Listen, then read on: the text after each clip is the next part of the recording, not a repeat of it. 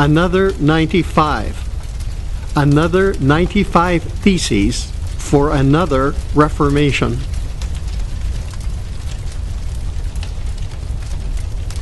Thesis number 71. Solomon, the generous soul shall be made rich, and he who waters will also be watered himself. Proverbs 11 and 25.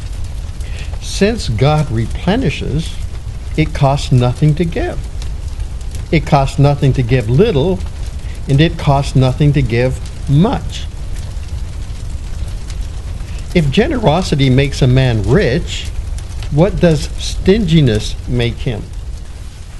For many, most of us, giving is painful.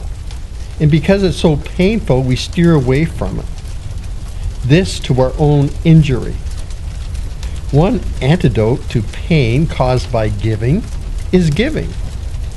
Giving gets easier with practice. Giving presses us into Lord Jesus, which results in increased faith, which results in giving made easier, which results in a better life here and hereafter. The just shall live by faith. We don't understand faith. We assume we have sufficient faith for a quick recovery from sickness and don't understand why healing is so slow. If we don't have faith for generosity, believing God to replenish, why should we expect to have faith for the miraculous? Yes, we do have faith.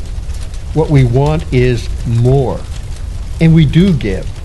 We want to be more generous. Giving can be fun. It gives us a pleasant tickle in our belly. Feeding Sunday's hungry collection basket isn't giving, but rather payment for service rendered. The Good Samaritan gave. The poor widow who threw in 2 mites was generous and caught the master's attention. Paul shared his earnings from labor with those who were with me. What did it cost the Samaritan to pay for expenses incurred? According to Solomon, nothing. And what did the 2 mites cost the widow? According to Solomon, nothing. And what did Paul's generosity cost Paul?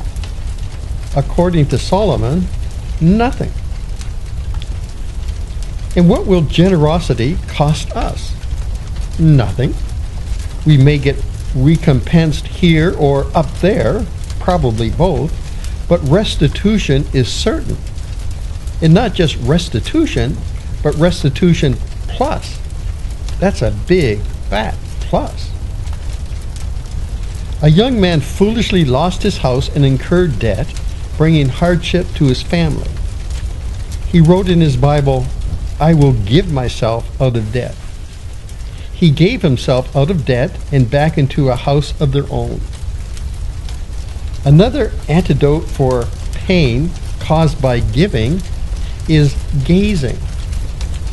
Have you noticed Christians, generally speaking, don't change much? The controller, after a decade or two, is still encumbered by the need to control. Angry is still angry. Fearful is still fearful. Crippled is still crippled.